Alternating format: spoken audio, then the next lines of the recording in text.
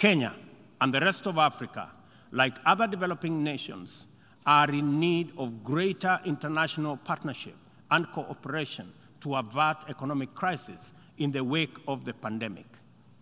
Developing countries, being heavily burdened by external debt servicing, run the risk of losing development gains due to the shocks inflicted by the pandemic and associated disruptions. I call upon global financial institutions and the international community to take urgent measures and release all existing financial instruments to provide much-needed additional liquidity and secure better fiscal space for developing countries like Kenya to enhance social investment, support climate change adaptation and mitigation, and address security needs and resolve development financing challenges. On behalf of Kenya, therefore, I join other leaders in calling upon the World Bank, the International Monetary Fund, and other multilateral lenders to extend pandemic-related debt relief to the worst-hit countries, especially those affected by the devastating combination of conflict, climate change, and COVID-19. Furthermore, I urge the G20 to extend and expand the scope of the common framework to suspend or reschedule debt repayments by middle-income countries during the pandemic recovery period. At this point, I would like this distinguished assembly to take a moment and consider the peace and security landscape, a landscape currently beset with multiple challenges, yet abounding with considerable opportunities. Our home region of East and Horn of Africa is in particular burdened by significant conflicts and challenges with implications for the region's development. We stand on the cusp of first opportunity for galvanizing confidence-building measures to generate and sustain momentum towards sustainable peace. In its role as an anchor state in the region, Kenya has sustained our investment in diplomatic efforts to find lasting peace in multiple situations within and beyond the region.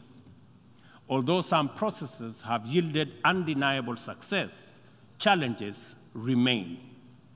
I therefore strongly reiterate our call for partnership towards confidence-building measures and urge more concerted efforts towards sustainable peace and stability. Kenya is currently serving in the United Nations Security Council.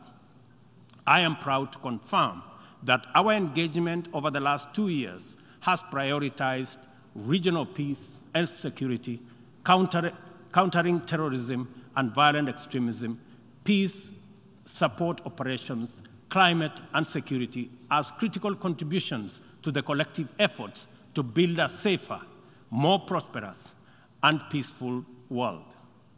I am also proud to state that Kenya has continued to champion closer cooperation between regional mechanisms and the Security Council as an effective means to achieving international peace and security.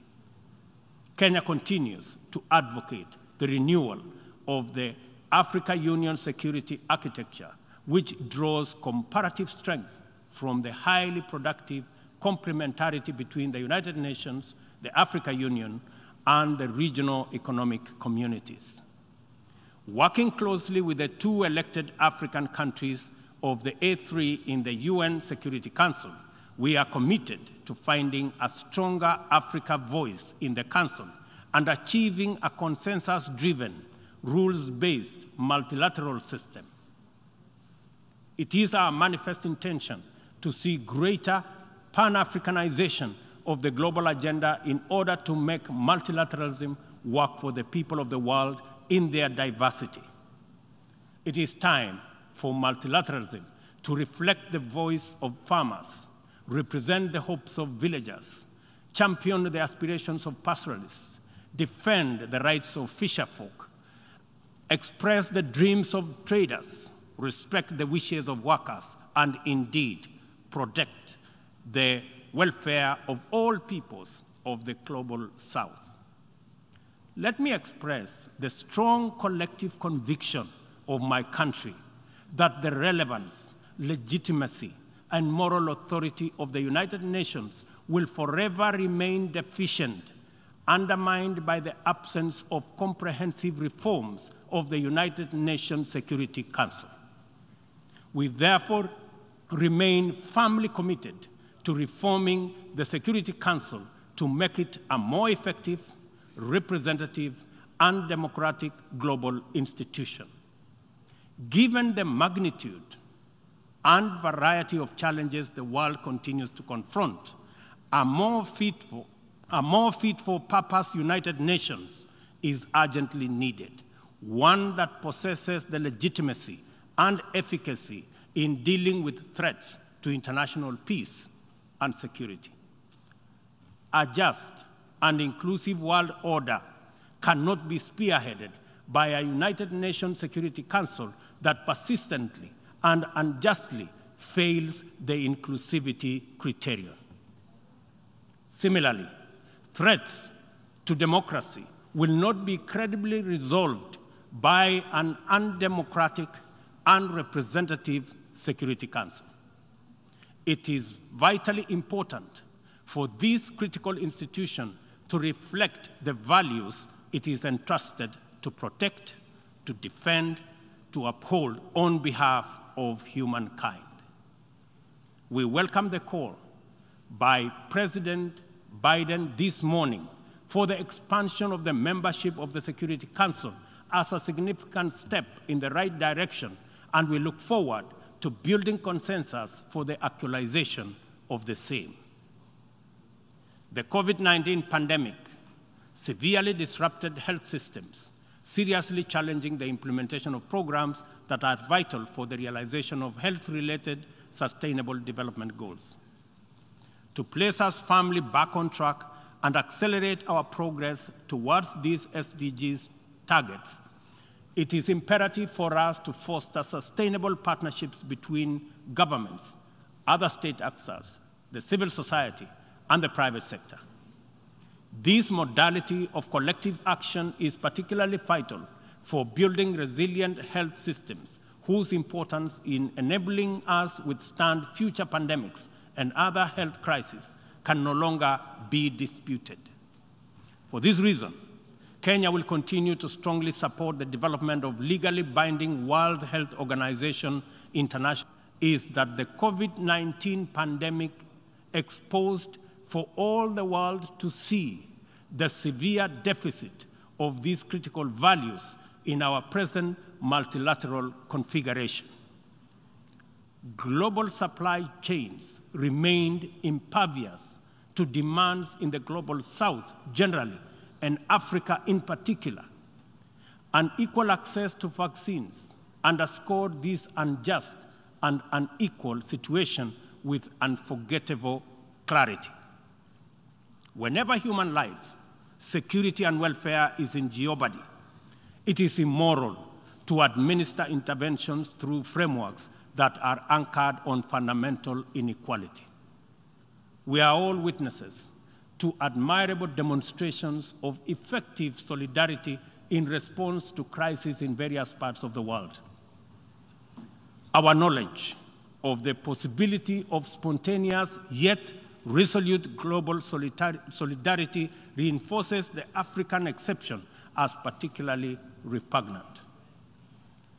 From genocides and civil conflict to famine and pandemics, the African continent is consistently left behind to bear the brunt of weak solidarity and disastrous failure of multilateralism.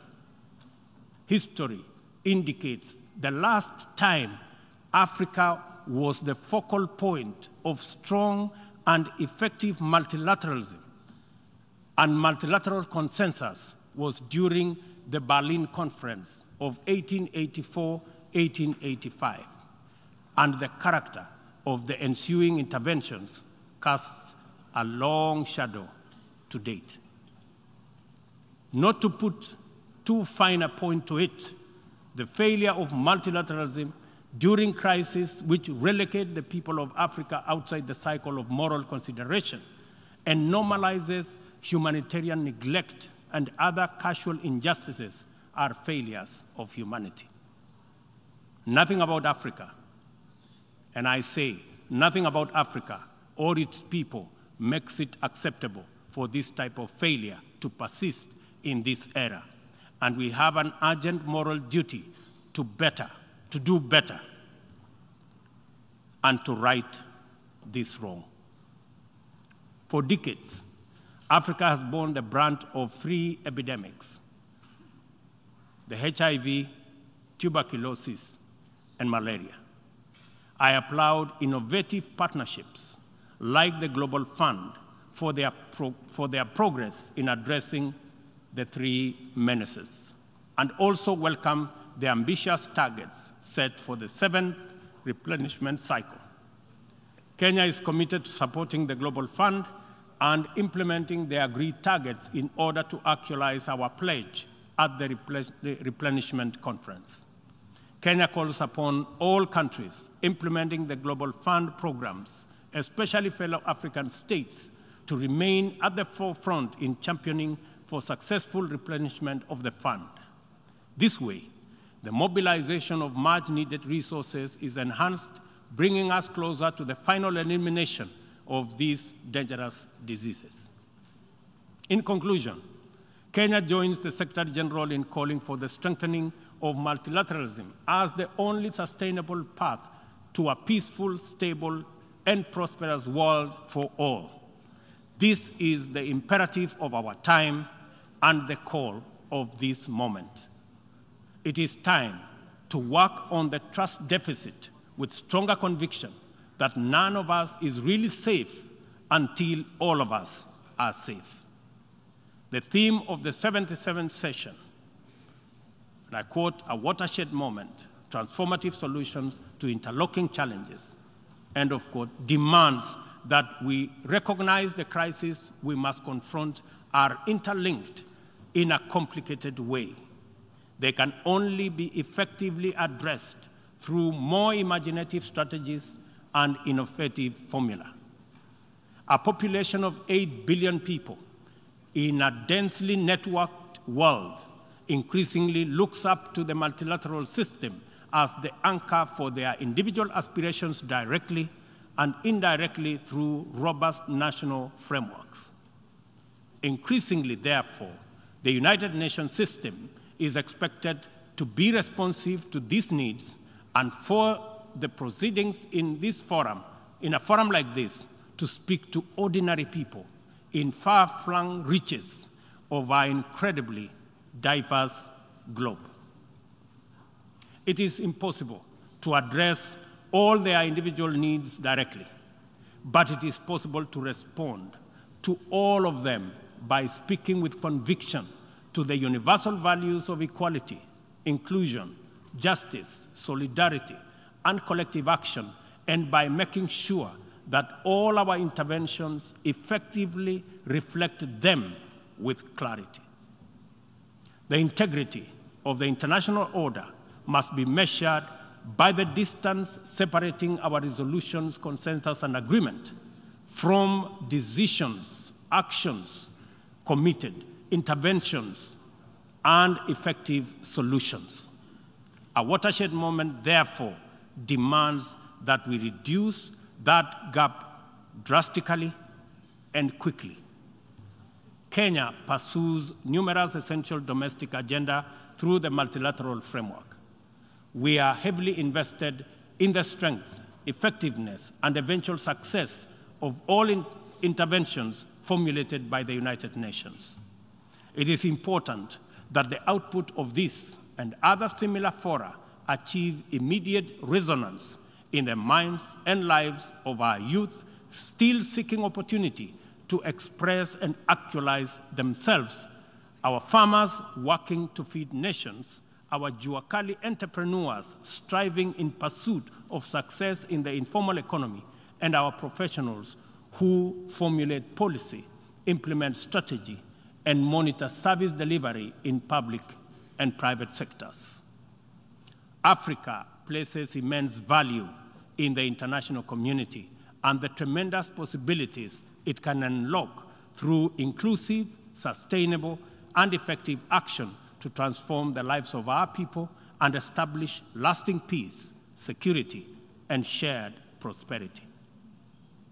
This watershed moment is our chance to turn the key and open this door of opportunity.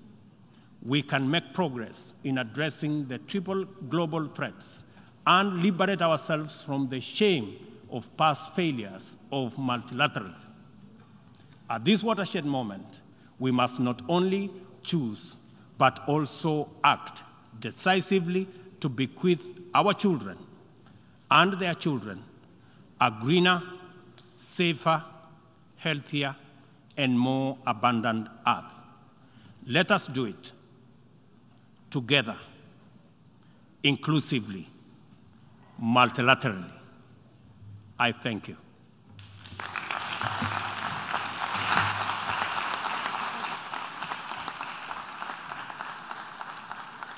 Au nom de l'Assemblée générale, je tiens à remercier le président de la République du Kenya et commandant en chef des forces de défense de la République du Kenya de son allocution et je prie le protocole de bien vouloir accompagner son Excellence.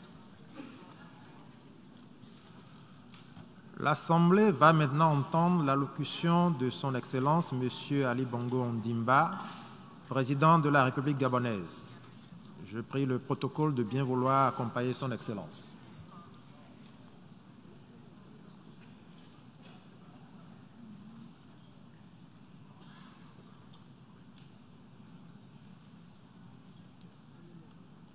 Au nom de l'Assemblée générale, j'ai l'honneur de souhaiter la bienvenue à son Excellence, M. Ali Bongo Ondimba, président de la République gabonaise. Et je l'invite à prendre la parole devant l'Assemblée.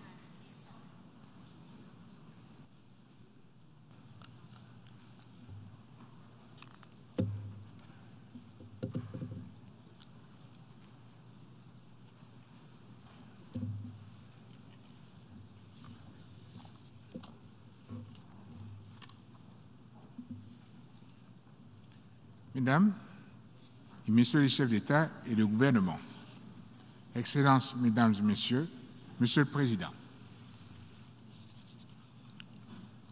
je vous adresse mes vives félicitations pour votre élection à la présidence de la 77e Assemblée générale des Nations unies et mes vœux les plus ardents de succès. Je salue et adresse mes félicitations à votre prédécesseur, M.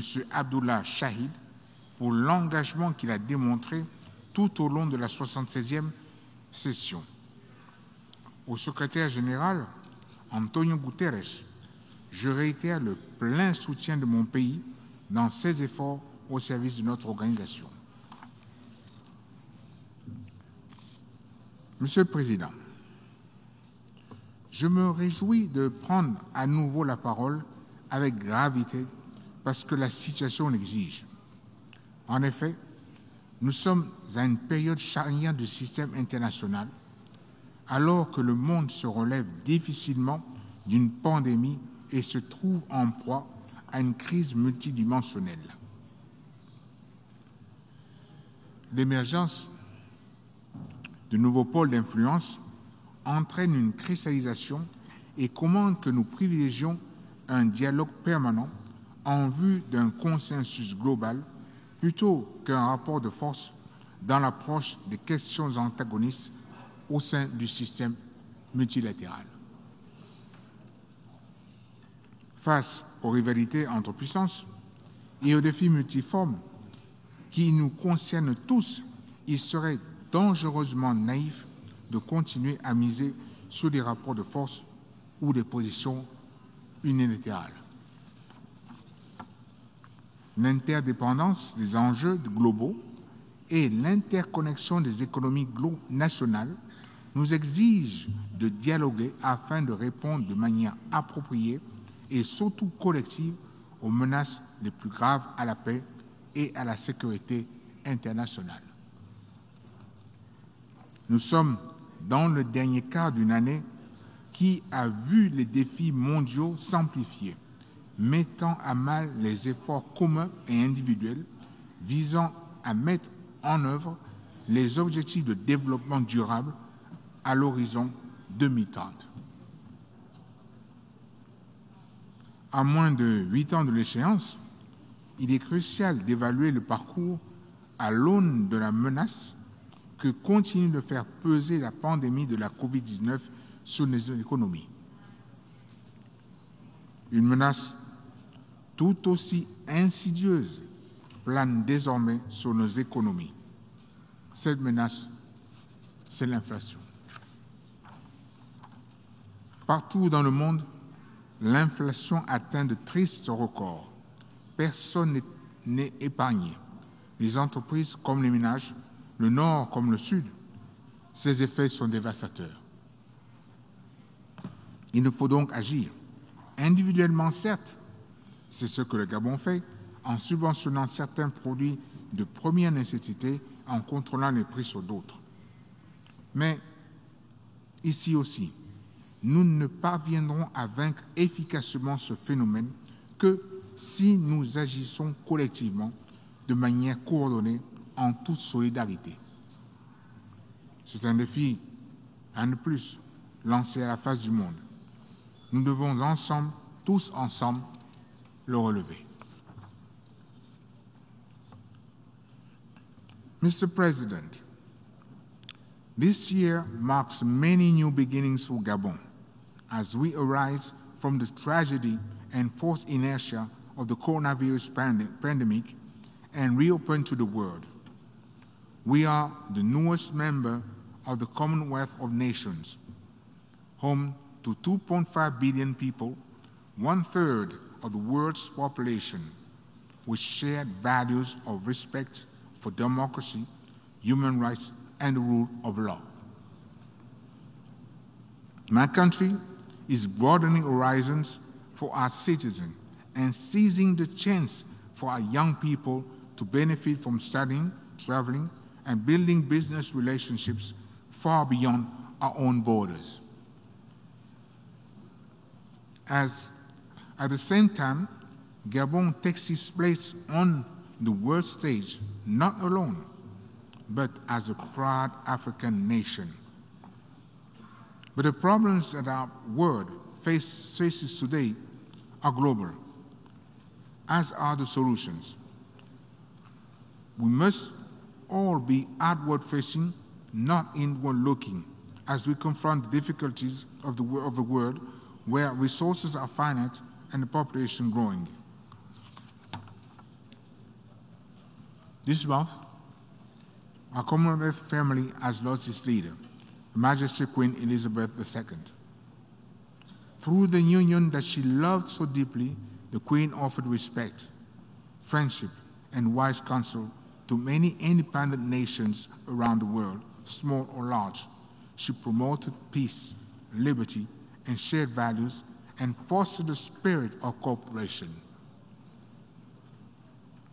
As the new head of the Commonwealth, His Majesty King Charles III can be assured of my full support and that of the Gabonese people.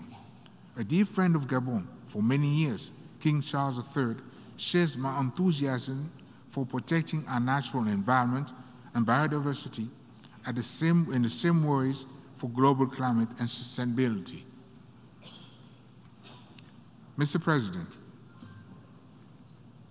50 years after the Stockholm Conference, humanity faces an unprecedented triple environmental crisis: climate change, the biodiversity extinction crisis, and pollution, notably by plastics. Regarding climate, with 88 forest cover and deforestation well below 0.1%, Gabon is a high forest, low deforestation country par excellence. Since COP15 in Copenhagen, Gabon has net absorbed over 1 billion tons of carbon dioxide. We absorb over 100 million tons of carbon dioxide from the atmosphere every year.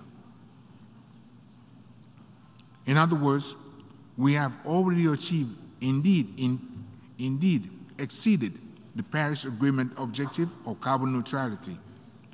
We are counting on the creation of a net sequestration carbon market to enable us to maintain this performance through 2050 and beyond.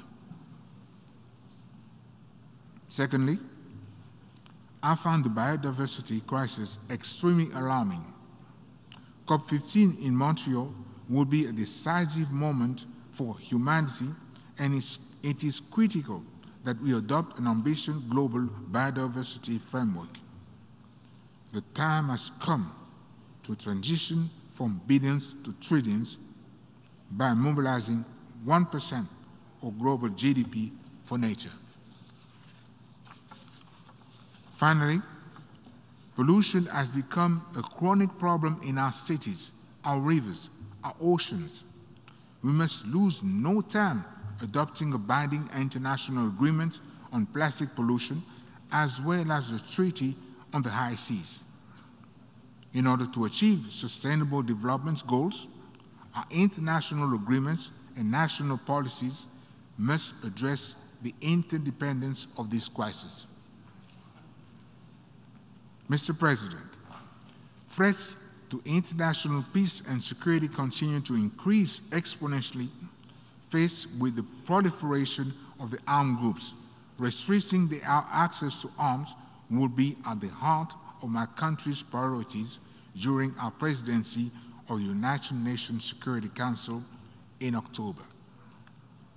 In this regard, I would like to reiterate my country's call for a robust partnership to ensure greater security in the case in Ukraine, where the war has led to a worsening of the situation of countries and regions already experiencing food shortages. This is why my country has clearly expressed its opposition not only to this bloody war, but to any form of war. Gabon, which has never experienced armed conflict, will continue to advocate and favor dialogue and negotiation over confrontation. Mr. President, access to education for children should be considered sacred. Therefore, I would like to express my country's resolute support for the sanctuarizations of schools on places of education, and particularly during armed conflicts. To compromise education is to place a mortgage on future generations. It is in this vein that I've made the promotion of women and young people a key priority. In 2015, I launched the Decade of the Gabonese Women, which aims to reserve a place of choice for women and children in all aspects of governance in Gabon. Mr. President, internationalism is at a turning point. We need to reform the United Nations to ensure better consideration of the aspirations of Africa. This is particularly applicable to the Security Council, where Africa's role needs to be consolidated. Africa has waited long enough, and we will not wait any longer.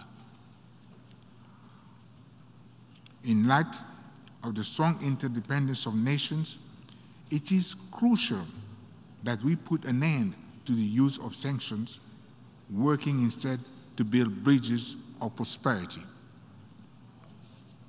As such, I call once again for the total lifting of the embargo that has affected the government and the people of Cuba for several decades.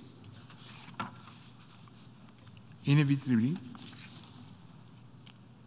the principal victims of any embargo are the weak and the vulnerable. In the Middle East, Gabon has always believed that a two-state solution is the only way to achieve peace and security. It is the responsibility of our generation to resolve this problem. To conclude, Mr. President, I would like to reiterate Gabon's attachment to the principles and values of solidarity at the heart of the United Nations Charter. To this end, I reiterate my country's solemn appeal to all members of the international community to live up to our shared commitments in order to ensure peace, security, and dignity for the peoples of the world. I thank you.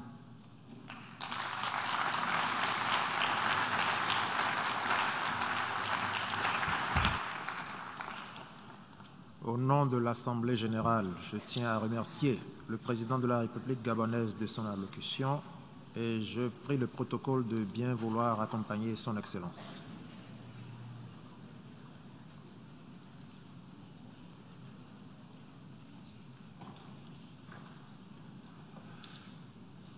L'Assemblée va maintenant entendre l'allocution de son Excellence M. Mohamed Irfan Ali, président de la République coopérative du Guyana. Je prie le protocole de bien vouloir accompagner son Excellence.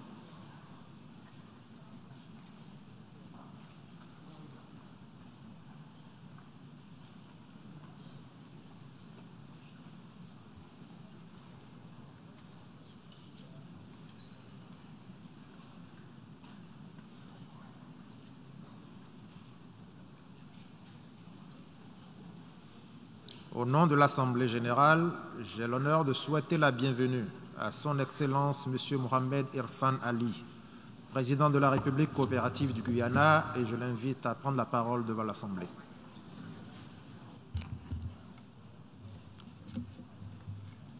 Mr. President, I extend my heartfelt congratulations on your election as President of the 77th session of the United Nations General Assembly.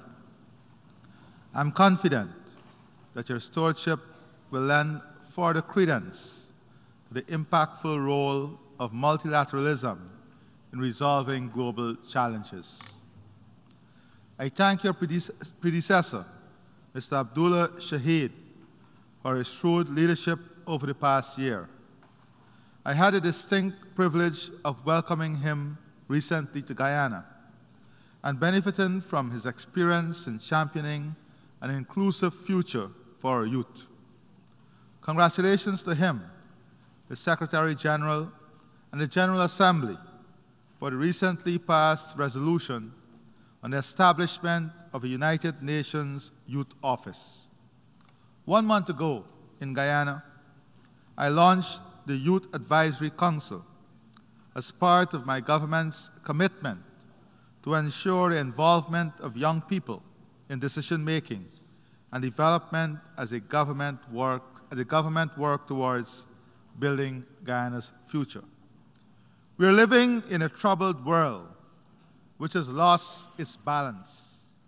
Indeed, our collective actions as leaders today will convey to the next generation that their aspirations, their future, and that of the planet are worth fighting for. The international community is facing a series of interlocking challenges: a global pandemic, climate challenges, energy and food crisis, and interstate conflicts.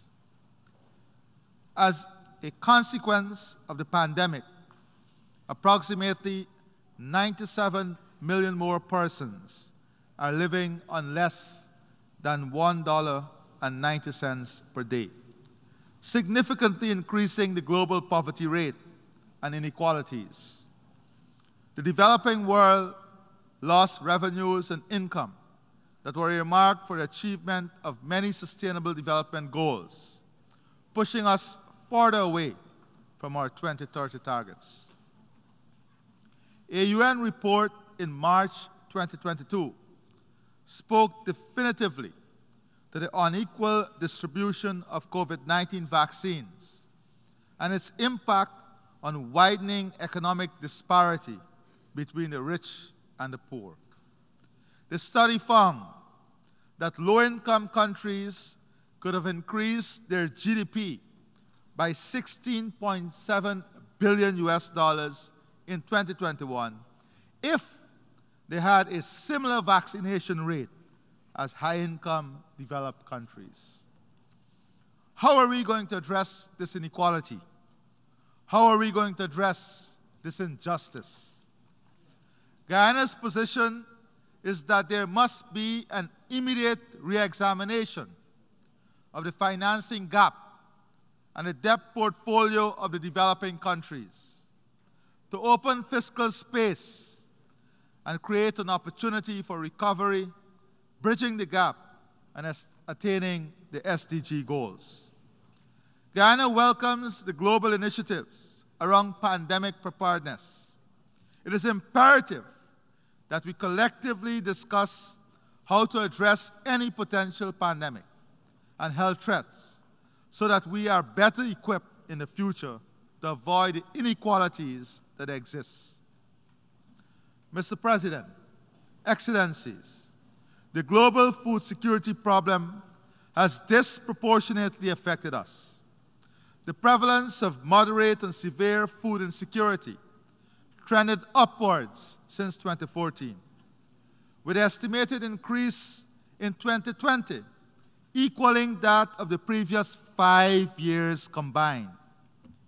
In 2020, 2.37 billion of the world's population were food insecure. Additionally, the World Food Programme and FAO warned that acute food insecurity would worsen in 20 hunger hotspots from June to September 2022. Since the start of the pandemic, global food prices have surged by 65% and are expected to remain high in the medium term as a result of supply chain constraints, a hike in energy costs, higher shipping costs, climate issues, the war in Ukraine, and the fertilizer crisis.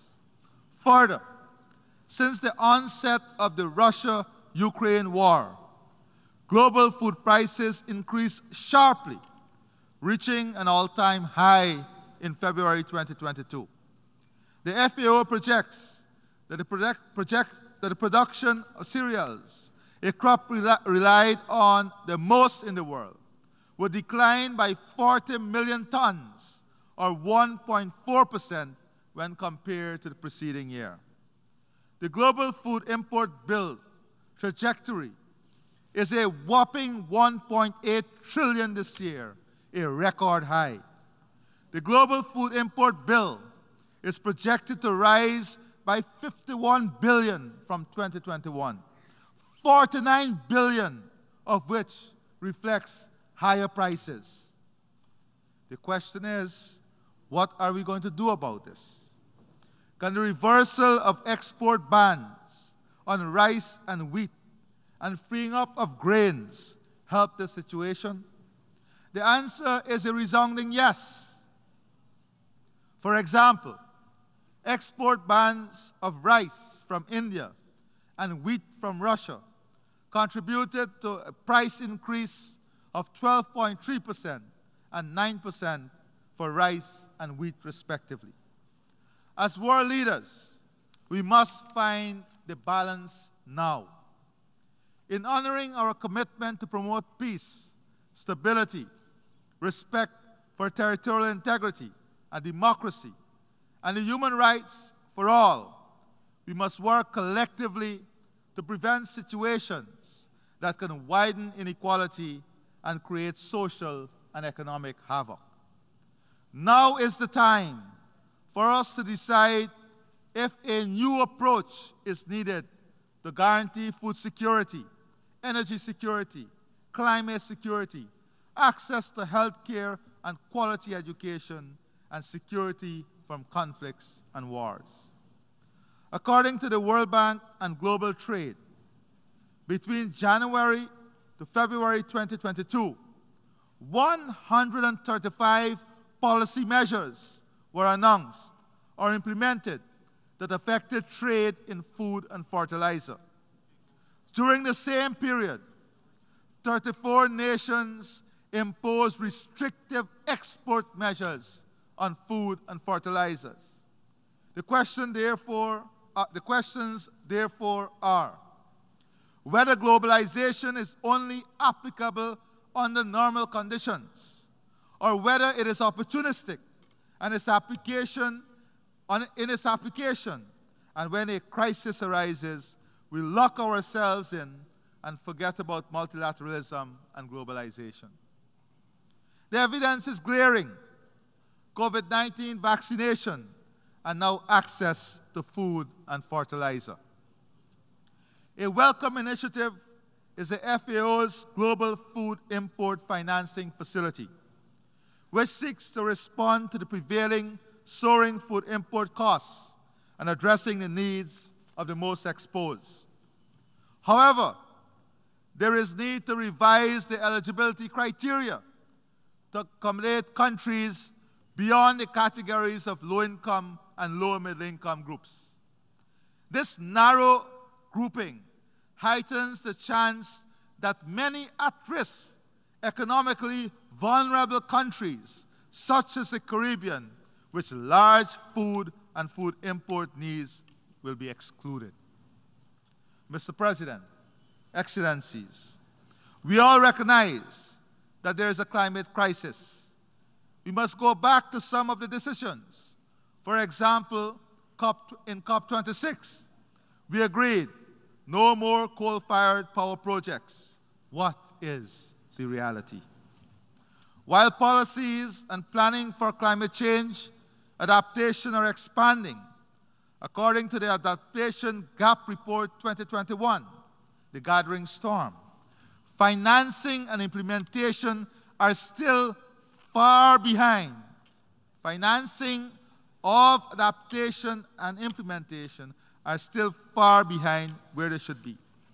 The analysis shows the costs of adaptation are most likely to be higher than the predicted range of US 140 to 300 billion annually by 2030, and US dollars 280 to 500 billion annually by 2050 for developing nations.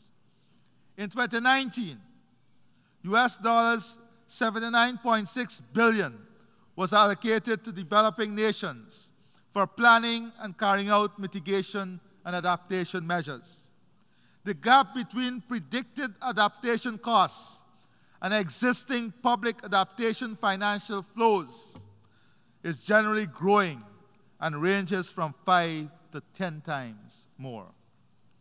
The paltry 100 billion pledge and the failure to meet it must be viewed in the context of the likely costs of climate change, climate action for mitigation, adaptation, and addressing loss and damage. It is not enough. The adoption of broad rules on carbon markets in Glasgow has the potential to unlock critical resources for forest-rich countries. Forested countries like Guyana can potentially earn billions of dollars accessible through the voluntary carbon markets.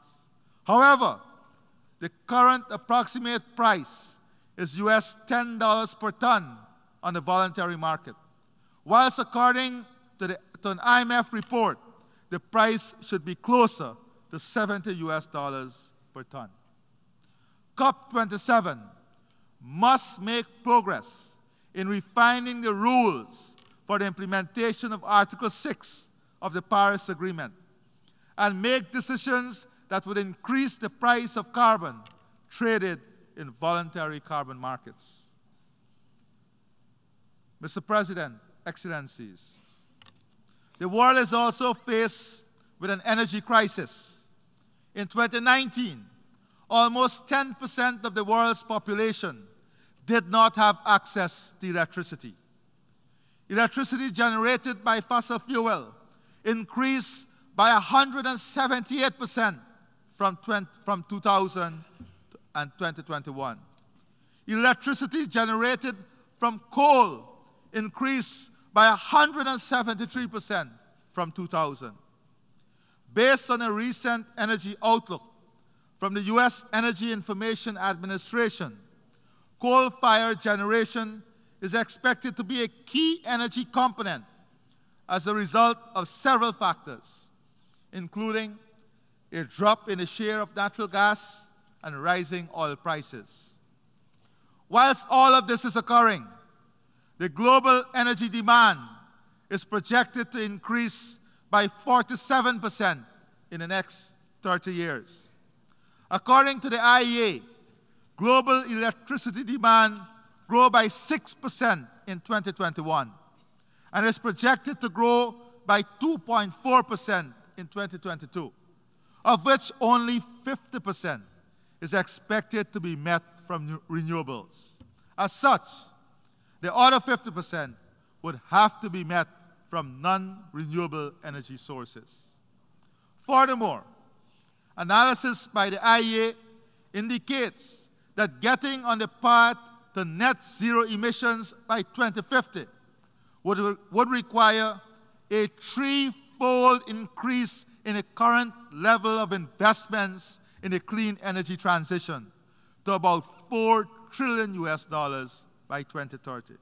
The question is, therefore, how do we realistically strike this balance? This conversation must be practical, comprehensive, and fact-based. We all recognize that adjustments must be made to save our planet. But how will we craft this adjustment, considering the energy and food crisis, which are also critical, and ensure that inequality and access do not widen? In this energy transition, fossil fuel remains necessary. In this context, we are convinced that new entrants like Guyana must be part of this balanced approach. Even as a new entrant, Guyana proposed at COP26 the removal of subsidies from fossil fuel production and advocated the need for a strong global carbon price. We, however, do not believe that new entrants should be punished by removing access to financing and increasing costs of financing. This, in effect, will protect an existing monopoly, drive up the cost of investment, and deliver a higher price product. Mr. President, Excellencies, we are committed to building a Guyana that addresses issues of food security, climate change, energy security, and inequalities within our country and the region. Under the banner of One Guyana, my government has embarked on many initiatives to help bridge the gaps of inequality and access. We are on a path to reduce Guyana's food import bill and increase food security through increased cultivation and investment in new technology, climate-smart agriculture, all aimed at positioning Guyana as a leading food producer in CARICOM. Providing incentives, capital, land, and opportunities for youth and women to participate in agricultural transformation. To this end, you've earmarked 35% of all new agro-businesses to be led by women and have increased youth participation in agriculture with the use of technology by more than 40%. We are pursuing a low-carbon development strategy which aims at creating a model for value ecosystem services and sustainably developing and managing the blue economy, investing in clean energy and stimulate low-carbon growth, protecting against climate change and biodiversity loss, alignment with global climate and biodiversity goals.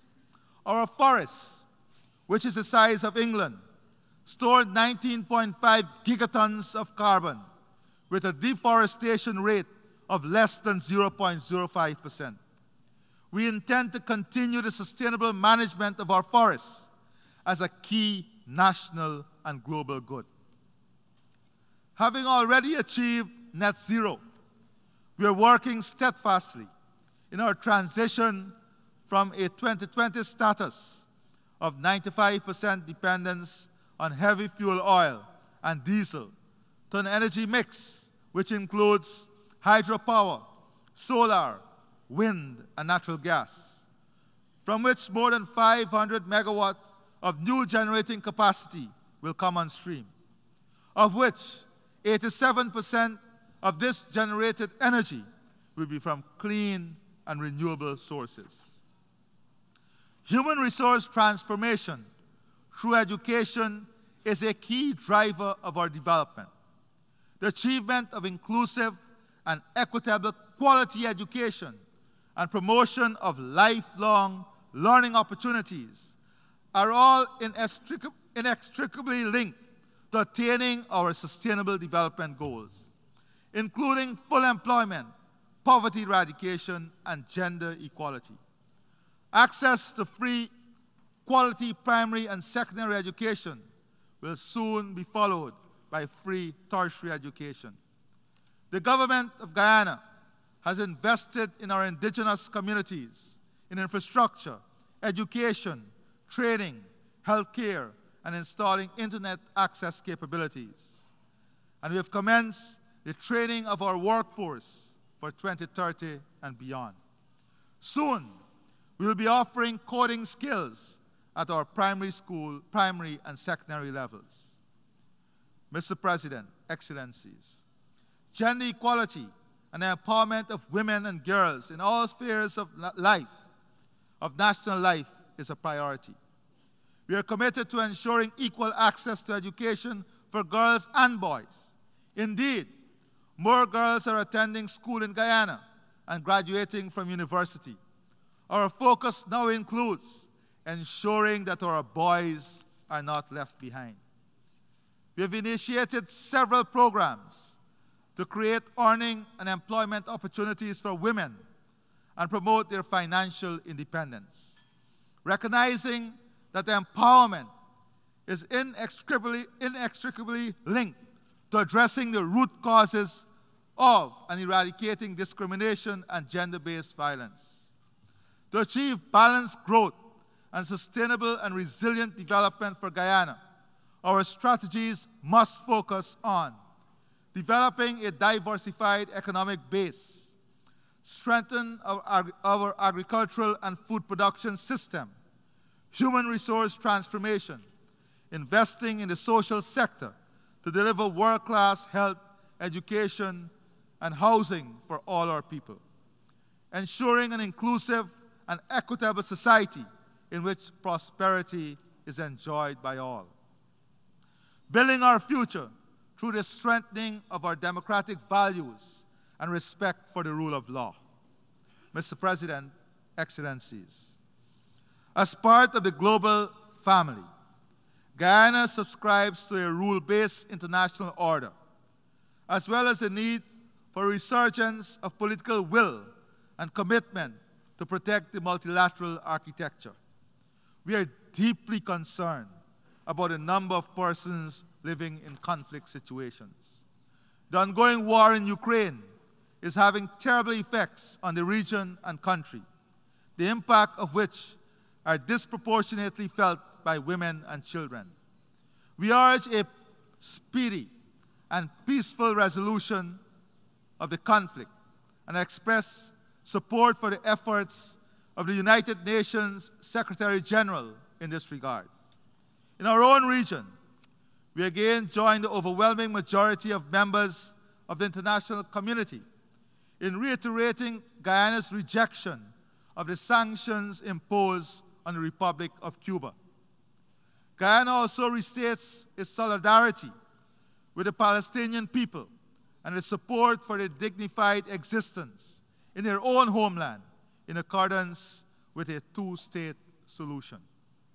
Guyana does not condone or support the threat of or use of force in relations between states or in the resolution of disputes.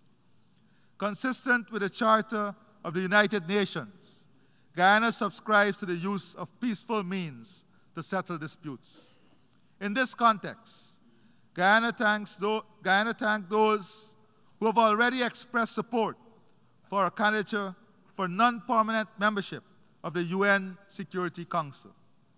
In the matter of Guyana's sovereignty and territorial integrity, challenged and threatened by Venezuela as it is, we remain, to quote the Secretary General at the opening of the general debate yesterday, and I quote, committed to make the most of every diplomatic tool for the pacific settlement of dispute as set out in the Charter of the United Nations, end of quote. In this case, judicial settlement as determined by the Secretary General himself. The world's nations can be assured that Guyana shall remain true to those peaceful processes and deny every effort to depart from them. The International Court of Justice has already affirmed its jurisdiction in the matter. Mr. President, Excellencies, this Assembly must reinvigorate the spirit of multilateralism in finding solutions to the extant challenges which bedevil the global community of states. I close by reminding us all of an old quote: a hungry man is an angry man. Global inequality is linked to global security, and global security is linked to the prosperity of all of humanity. I thank you, and God bless you. On behalf of the Assembly, I wish to thank the President of the Cooperative Republic of Guyana for the statement just made, and I request protocol to escort His Excellency. We have heard the last speaker in this meeting. The 7th plenary meeting to continue with the general debate will be held immediately following the adjournment of this meeting. This meeting is adjourned.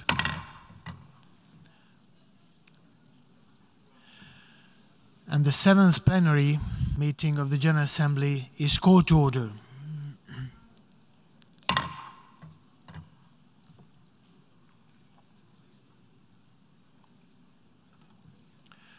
The Assembly will hear an address by Her Excellency Katalin Novák, President of Hungary. I request protocol to escort Her Excellency.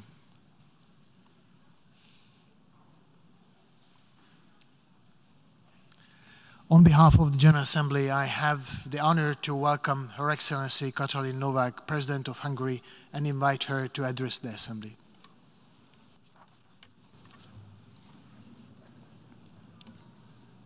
It has perhaps always been the case that the forging of peace is the hardest form of